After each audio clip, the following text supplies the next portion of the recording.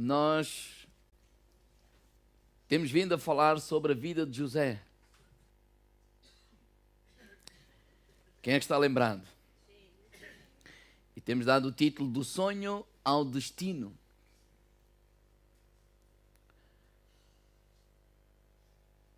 Deus deu um sonho a José, que estava relacionado com o seu destino. Vimos que ele não entendeu logo à primeira o que é que verdadeiramente Deus queria para a vida dele. Mas entre esse sonho e esse destino, ou esse sonho e o cumprimento do propósito de Deus para a sua vida, há uma caminhada. Deus usa essa caminhada para preparar o nosso caráter, preparar a nossa vida, para suportarmos esse destino, ou para cumprirmos aquilo que é a vontade de Deus para as nossas vidas. Falámos sobre a prova do orgulho. Quando ele recebeu um sonho, nós sempre pensamos, vou ser grande, vou ser isto, vou ser aquilo. Mas, de facto, o propósito de Deus não era engrandecer apenas o José, mas era usá-lo para que ele seja bênção na vida de outros. Falámos sobre a prova do poço, quando ele foi vendido e rejeitado pela própria família. Falámos sobre a prova do palácio. Isso nos ensina a administrar bem os bens que são dos outros. Falámos sobre a prova da pureza, que isso fala a aprendermos a guardarmos o nosso próprio corpo. E a semana passada falámos sobre a prova da prisão. É a maneira como nós respondemos, não é? Quando fazemos algo que é correto, íntegro, honesto, mas sofremos algumas consequências negativas, a forma como nós devemos responder a essas consequências negativas, permanecendo com uma atitude correta, íntegra, honesta, diante de Deus e diante dos homens. Hoje vamos falar sobre a prova do poder e vamos ler Gênesis 41. Semana passada falámos que José foi preso, injustamente, mas foi preso, permaneceu lá 2 anos. E vamos ver o que aconteceu a seguir. Gênesis 41, verso 8. E aconteceu que pela manhã o seu espírito perturbou-se e enviou e chamou todos os adivinhadores do Egito e todos os seus sábios. E Faraó contou-lhes os seus sonhos, mas ninguém havia que os interpretasse a Faraó. Faraó teve sonhos, de manhã acorda perturbado e pede que o ajudem. Ninguém conseguiu ajudá-lo. Lembram-se do tal copeiro que conheceu José na prisão e que José interpretou o seu sonho, ou Deus deu a interpretação do sonho do copeiro a José, e aconteceu na íntegra. E agora o copeiro está ao pé do rei e ele lembrou-se, diz assim versículo 9. Então falou o copeiro mor a Faraó, dizendo, nos meus pecados me lembro hoje. Ou seja, quando tu me castigaste, me colocaste na prisão, eu conheci um homem que interpretou um sonho, que realizou-se. Provavelmente ele é a pessoa que te poderia ajudar. Verso 14. Então enviou Faraó e chamou José. Fizeram sair logo da cova e barbeou-se e mudou os seus vestidos e veio a Faraó. Vamos passar para o verso 37. E esta palavra foi boa, ou seja, o José ouviu o sonho, pediu instruções a Deus, Deus deu a interpretação desse sonho, não é? Que eram 7 anos de fartura, 7 anos de fome, não é? Isso era a interpretação, que eram 7 vacas gordas e depois 7 vacas magras, e as 7 vacas magras comeram as 7 vacas gordas. E ele disse, olha, são 7 anos de fartura e depois virá a fome. E então o Faraó disse assim, versículo 37, esta palavra foi boa aos olhos de Faraó e aos olhos de todos os seus servos. E disse Faraó aos seus servos, acharíamos um varão como este, a quem haja o Espírito de Deus? Depois disse Faraó a José, pois que Deus te fez saber tudo isto, ninguém há tão entendido e sábio como tu. Tu estarás sobre a minha casa, e por tua boca se governará todo o meu povo, somente no trono eu serei maior que tu. Disse mais Faraó a José: vês aqui, te tenho posto sobre toda a terra do Egito. Tirou Faraó o anel da sua mão e o pôs na mão de José. E o fez vestir os seus vestidos de linho fino e pôs um colar de ouro no seu pescoço, símbolo de autoridade e que ele podia tomar decisões. O anel é como está selado. Eu disse, tenho essa autoridade, não foi nada, delegada. Versículo 43, e fez subir no segundo carro que tinha e clamavam diante dele: ajoelhai. Assim pôs sobre toda a terra do Egito. E disse Faraó a José: eu sou Faraó, porém sem ti ninguém se levantará a sua mão ou o seu pé em toda a terra do Egito.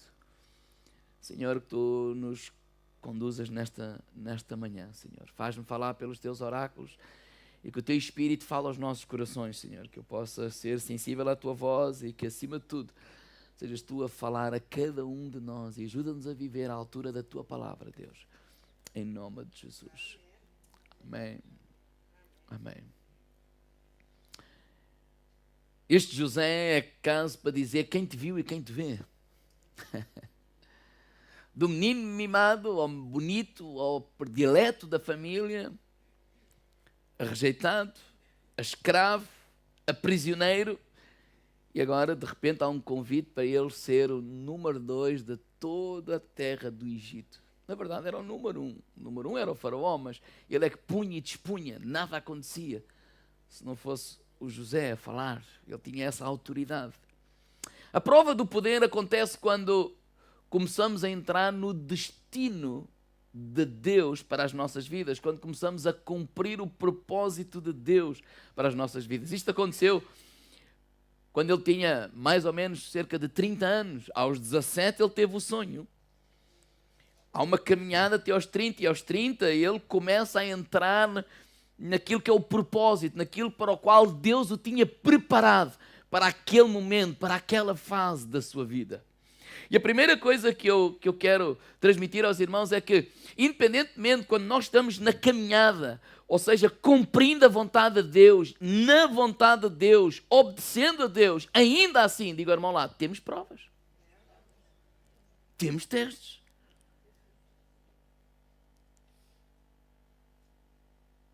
Ele estava nesse início.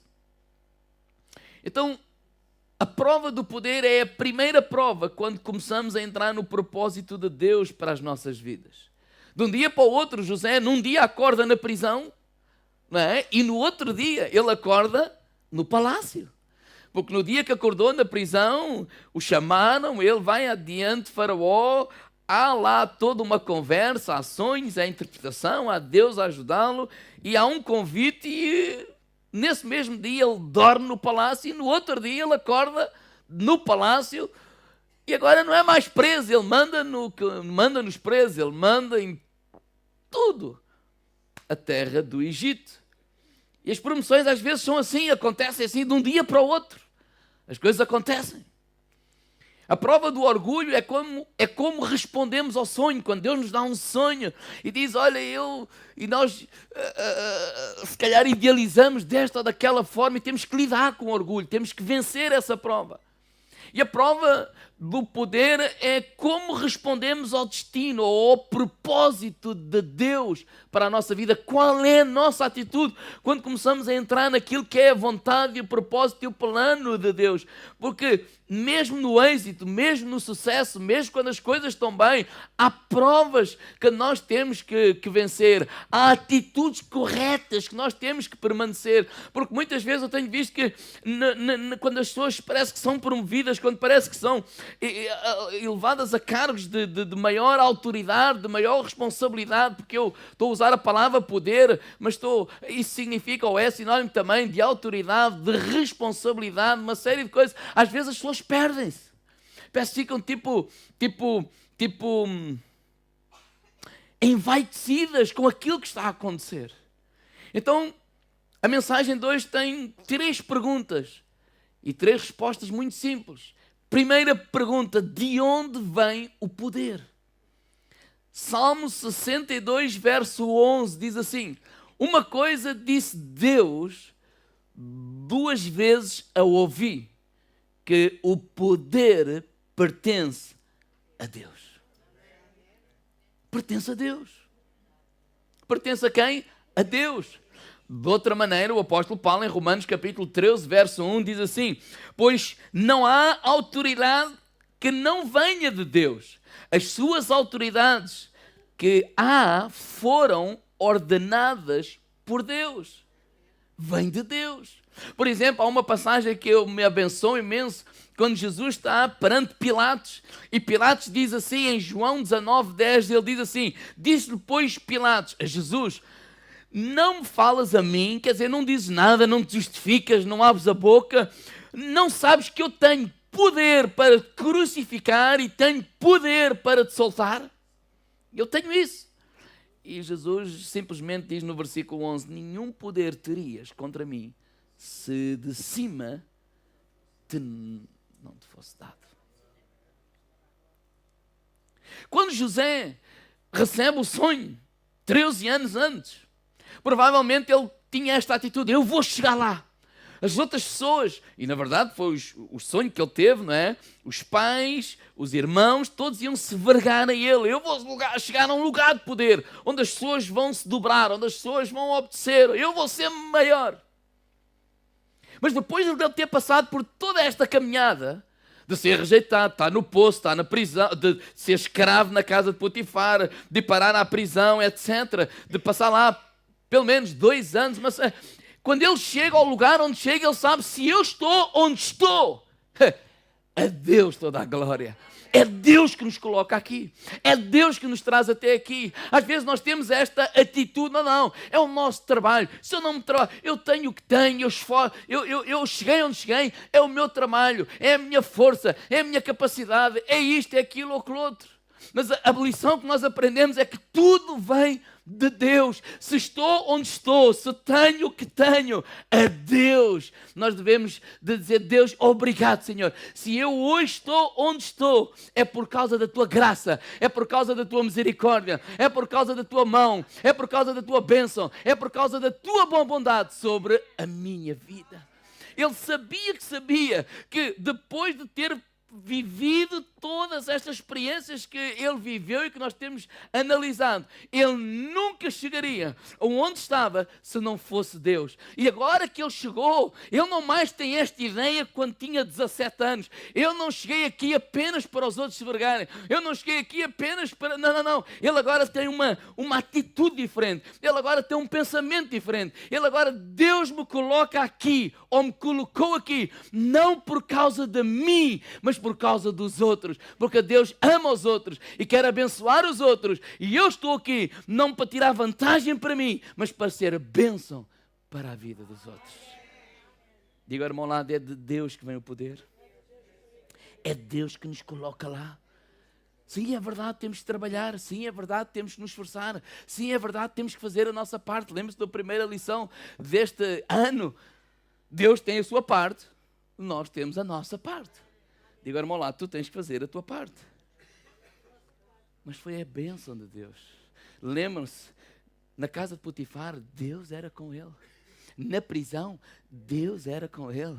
E porque Deus sempre foi com ele, foi Deus que disse assim, agora é a hora que eu não quero nem que tu estejas na casa de Potifar, nem que estejas na prisão, eu quero que tu estejas aqui. Então, se eu estou aqui, é por causa de Deus. É por causa de Deus. De onde vem o poder? Deus. Diga, irmão, lá, Deus. Sabe que nós podemos chegar a um ponto onde sentimos uma falsa humildade. Sim, eu sei que é Deus, mas se não fosse eu. Às vezes é tão fácil nós nos perdermos pelo caminho. É tão fácil nós sermos humildes quando começamos e quando somos pequeninos e nos perdermos quando vamos caminhando, quando vamos alcançando outros patamares. É tão fácil nós nos perdermos. É tão fácil nós nos acharmos que nós já sabemos. É tão fácil nós nos acharmos, não, eu já sei, eu tenho fé, eu tenho capacidade, eu tenho isto, eu tenho aquilo, eu tenho aquilo outro. É tão fácil nós nos perdermos. Então, é só lembrar-nos isto.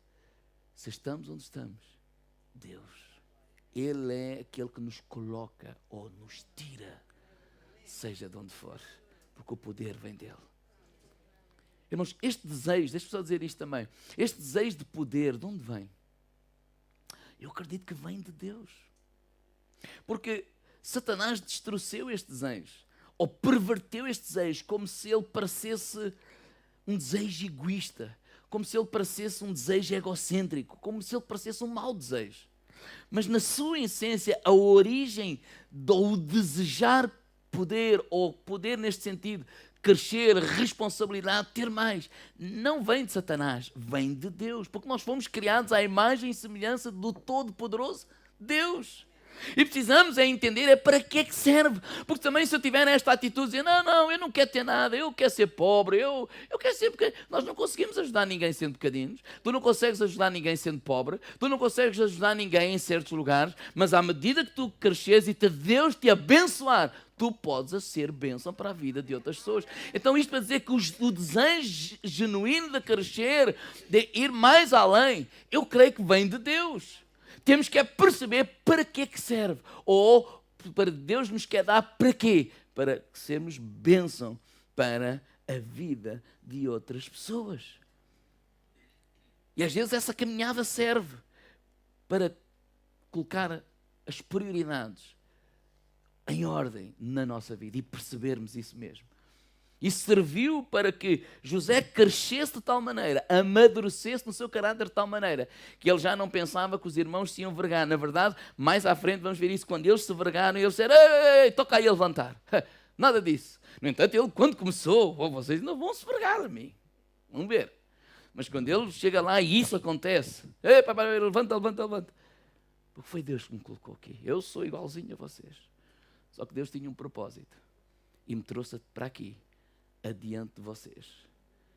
E depois contou o sonho de Faraó e aquilo que estava a acontecer. De onde vem o poder? Diga ao irmão lá, de Deus. De Deus. Jesus, quando, por exemplo, os discípulos estavam ali a guerrear, quem vai ficar à direita, à esquerda, em Mateus 20, 26, todo aquele que quiser entre vós fazer-se grande, seja vosso servo. Jesus não disse assim, olha, é errado desejar querer ser grande, é errado desejar isto ou aquilo. Por exemplo, o Paulo disse a Timóteo a mesma coisa, quando ele disse assim, olha, fiel é esta palavra, se alguém aspira ao episcopado, excelente obra deseja. Em outras palavras, se alguém deseja a função pastoral ou o ofício de bispo, é um desejo nobre.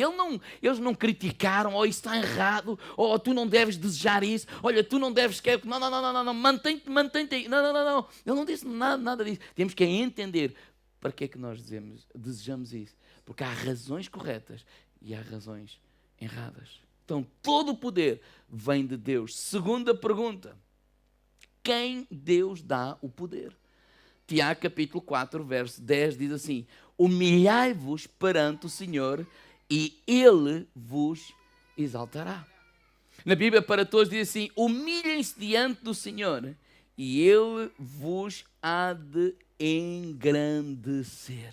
Por exemplo, Pedro diz alguma coisa parecida. Quando estamos a falar de poder, estamos a falar de autoridade, estamos a falar de responsabilidade, estamos a falar de atingir patamares mais além. 1 Pedro 5 diz assim, semelhantemente vós jovens, sede sujeitos aos mais velhos, cingi-vos todos de humildade, uns para com os outros, porque Deus resiste aos soberbos, mas dá graça aos humildes. Irmãos, este dá graça aos humildes, a graça não é apenas nos dar perdão. Deus nos quer perdoar, sim. Deus nos ama, nos perdoa, mas Ele nos abençoa.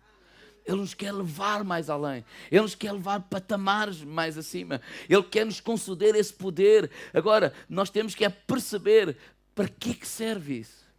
E mantermos este coração. Porque a quem é que Deus dá poder? Aos humildes.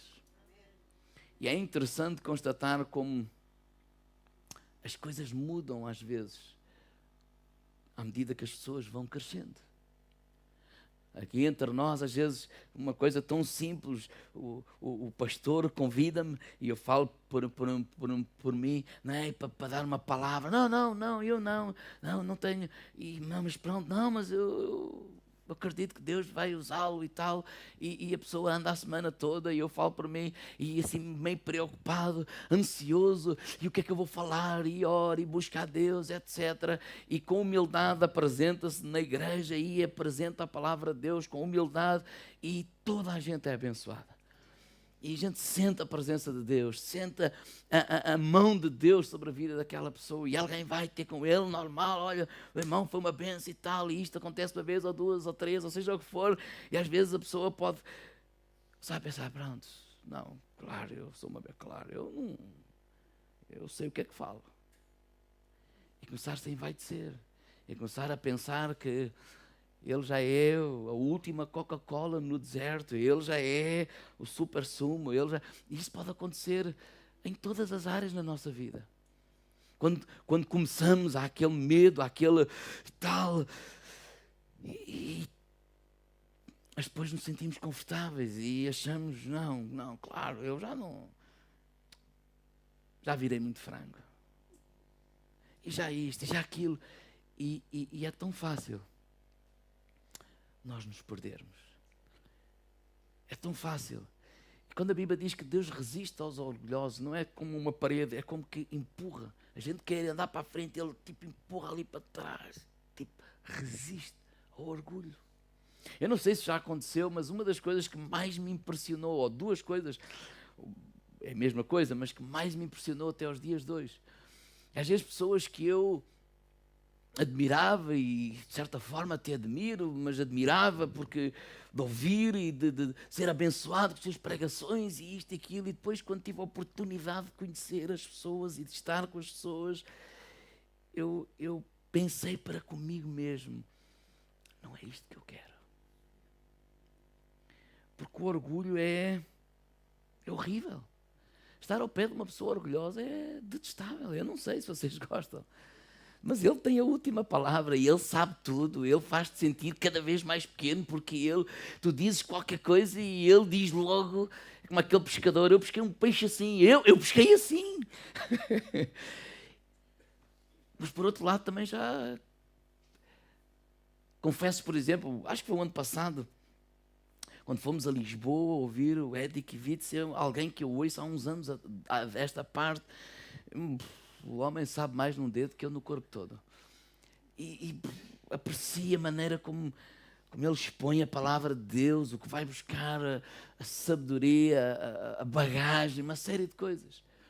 A igreja que ele tem, etc. E quando, há um ano atrás, ele veio a Portugal e eu vi, como vi outras vezes, o prazer de cumprimentar, mas ele convidou o pastor João para jantar e eu estava lá atrelado porque tinha dado boleia ao pastor João. Eu espero, não, vem comigo. E depois de conhecer as pessoas pessoalmente, a pessoa ficar assim, tipo, maravilhada. Dizer assim, não quer mais sair daqui, neste sentido de olhar para pessoas que são grandes, e eu vou pôr grandes entre aspas, em termos de ministério, em termos que a gente honra, e depois apercebemos da humildade, da humanidade, não é só simpatia da pessoa, da humanidade da pessoa, que faz-nos sentir maiores do que nós somos, faz-nos sentir mais sábios do que nós somos. É o oposto. De facto, eu saí dali e em casa, quando eu orava, dizer assim, eu quero ser como aquela pessoa. E quando estava a quer ser, agora já não estava a pensar mais no tamanho da igreja, disto, daquilo, mas eu quero ser este tipo de pessoa, que possa refletir esse caráter de Cristo e que as pessoas possam gostar de estar comigo. Que as pessoas não se sintam piores, mas melhores. Que as pessoas não se sintam mais pequenas, mas maiores. E eu creio que é essa humildade que a palavra de Deus está a falar. Então, quem é que Deus dá o poder? Diga ao meu lado, aos humildes. De onde vem? De Deus. A quem é que Ele dá? Aos humildes. Por último, para que Deus dá o poder? Atos capítulo 10, versículo 38. Ou porque é que Deus comparte esse seu poder? Porque é que Deus nos dá? Atos 10, 38 diz assim: como Deus ungiu Jesus de Nazaré com o Espírito Santo e com poder, o qual andou fazendo o bem, curando todos os oprimidos do diabo, porque Deus era com ele. Deus dá o poder para quê? Para ajudarmos as pessoas. Deus dá poder para quê? Porque Ele ama as pessoas. Ele quer ajudar as pessoas. Deus nos dá, e Deus tem todos os recursos que existem no mundo. Deus não está interessado em fazer ou criar pessoas orgulhosas ou fazer das pessoas orgulhosas. Deus não está interessado em alimentar o meu orgulho. Por isso há muitas coisas que às vezes acontecem que a gente às vezes pensa que é o diabo, às vezes Deus permite para nos colocar no nosso lugar. Porque Deus não está interessado em nos trazer vaidade. Deus não está interessado em criar esta atitude de orgulho, de vaidade, de superioridade. Na verdade, Gálatas 5:22, todos os atributos do caráter, ou do caráter de Deus, dos frutos do Espírito Santo, em nós, dos frutos de um caráter renovado em nós. Gálatas 5:22, não está lá o orgulho, está lá paz, amor, longanimidade, benignidade, humildade, mansidão, temperança. Sim, essas coisas estão lá. E é isso que Deus quer criar em nós. É isso que Deus quer, que nós possamos crescer. Então, quando Ele nos quer abençoar, Deus não tem... Aquilo que eu creio é que Deus não tem problema nenhum em nos colocar em lugares altos. Deus não tem problema nenhum em nos dar riquezas. Deus não tem problema nenhum em nos dar autoridade, porque Ele é o dono de todos os recursos. Imagina assim, Deus está aqui não, aqui estão todos os recursos de Deus. E aqui estão todas as necessidades, os problemas, os enfermos, as pessoas que precisam se pregar, as pessoas que precisam ser ajudadas, sei lá, os doentes, todas as necessidades estão aqui, todos os recursos estão aqui. E sabe uma coisa? Entre os recursos e as necessidades, digo ao irmão ao lado, estamos nós. Deus nos quer usar a nós, para que Ele nos possa confiar os recursos, sejam eles quais forem. Não é só dinheiro que eu estou a falar, recursos que necessitamos para podermos abençoar, ajudar. E acho que o maior trabalho e o maior tempo que demora não é Deus disponibilizar recursos, mas é nos deixarmos nós mudar, deixar que Deus trabalhe no nosso caráter a ponto possamos pegar nos recursos de Deus e não nos espalharmos ao comprido, desculpem a expressão, e os usarmos de maneira correta, para abençoar as outras pessoas e para a glória de Deus. Porque é isso que Deus quer fazer. Deus trabalha através de nós. Deus move-se nesta terra através de nós. Este é o nosso desafio, que nós como igreja possamos crescer, e eu falo, não é para vocês, é para mim, que eu possa crescer nisso. Porque falar é uma coisa, às vezes viver é diferente, e quando eu estou a dizer é diferente, não estou a dizer que não é possível, é dizer, Deus, muda-nos, fala, há coisas que possam estar escondidas em mim, que nem eu próprio sei que tenho, mas que nada seja impedimento para que tu nos possas libertar tudo aquilo que é os teus recursos, para que nós possamos ser um canal da bênção aqui nesta cidade da Figueira da Foz. Deus diz lá em Deuteronômio capítulo 8, 17 e 18: e digas no teu coração, Deus estava a falar para o povo, ou seja, não digas isto no teu coração, que a minha força e o meu braço me adquiriu este poder. Antes te lembrarás do Senhor, teu Deus, que é Ele que te dá força para adquirir poder. Outras traduções dizem, é Ele que te dá força para adquirir riqueza. É Ele que te dá capacidade, é Ele que nos abençoa. E nos abençoa para quê? Para confirmar o seu concerto. Para estabelecer o pacto, promessas que Deus já fez. Para confirmar o seu concerto que jurou aos seus pais, para que se vê neste dia. Podem vir. Então, Deus nos quer abençoar. O poder vem de Deus. A quem é que Ele dá o poder? Aos humildes. E para que é que Ele dá esse poder? Para que nós possamos ser bênção na vida de outras pessoas. Deus quer compartilhar as suas riquezas. O que eu vou dizer pode não ser muito popular, mas é verdade. E podemos ver isso na palavra de Deus. Deus não tem problema em nos abençoar financeiramente. O problema às vezes é os nossos corações. Oh Senhor, quando eu tiver 1 milhão de euros, eu vou dar o dízimo.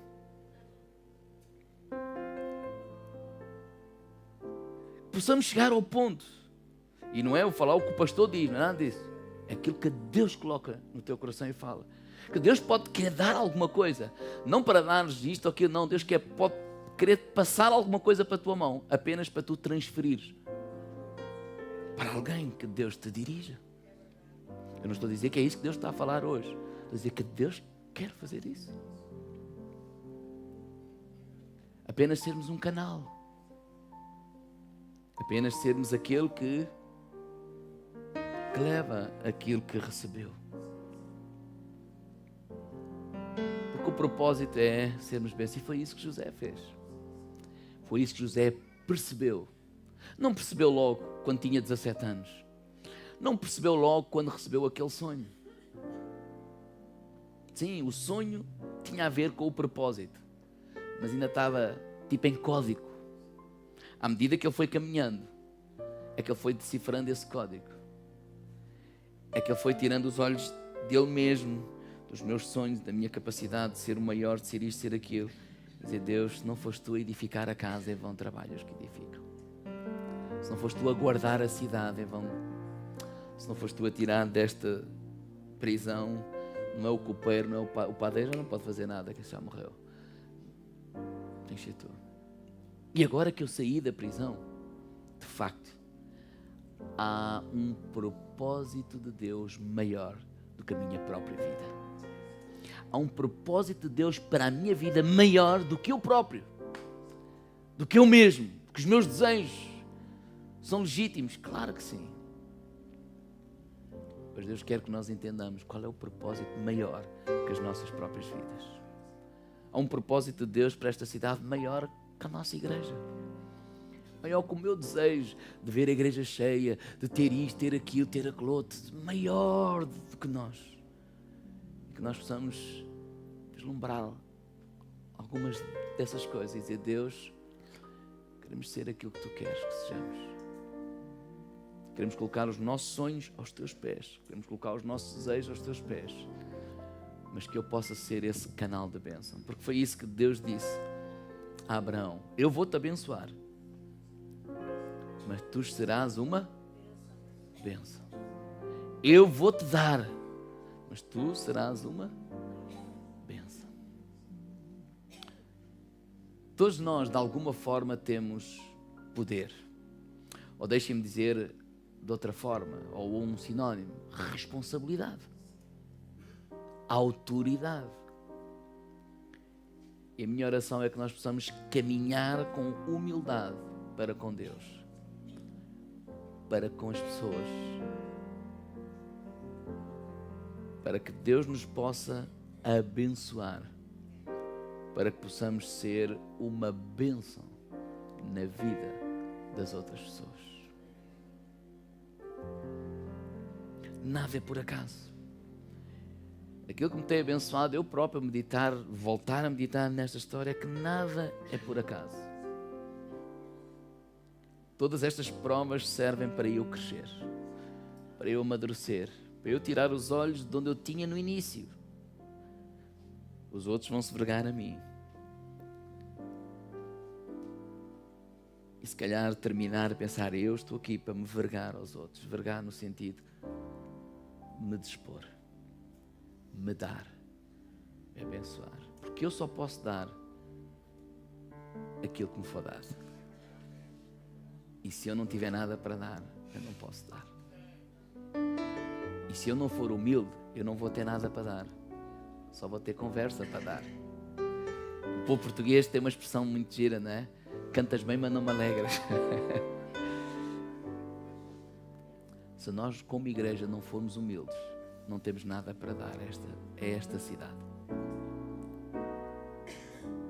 Vamos ser honestos, irmãos. Eu estava a pensar nisso esta manhã. Temos boa música. É verdade. Se calhar dos melhores músicos na Figueira. São muito bons. É verdade. Mas não é nada que o mundo não tenha. É ou não é? Tens uma boa sala. Não é nada que o mundo não tenha. Data show, multimédia, online. Não há nada que o mundo não tenha. Nada. Mas há uma coisa que nós carregamos que o mundo não tem. Podemos carregar ou não, que é a presença de Deus. Essa é a única coisa que vai fazer a diferença nesta cidade. Vamos ficar de pé.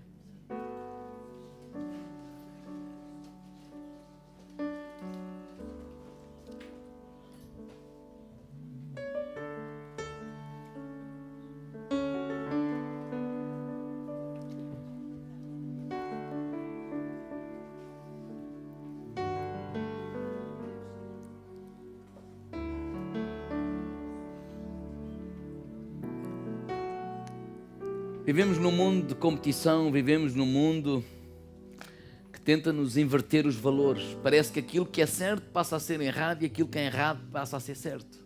Às vezes até nos confundem a nós e a gente pensa, mas tem que ser assim, que é assim que o mundo ensina a ser. Mas cada um de vocês, na vossa responsabilidade, como chefes, como patrões, como líderes, como pais, como mães, como funcionários, seja o que for. Se Deus, que o padrão para mim não seja o mundo, mas seja Jesus. Quer liderar como Jesus. Que a vocação que tu me deste, seja ela qual for, pintar, vender, ajudar, abençoar, ensinar, que eu possa ser usado nas tuas mãos para tornar a vida de todas as pessoas um pouco melhor. Fecha os teus olhos e nesta manhã vamos orar. Senhor, ajuda-nos a reconhecer que em primeiro lugar o poder vem de Ti.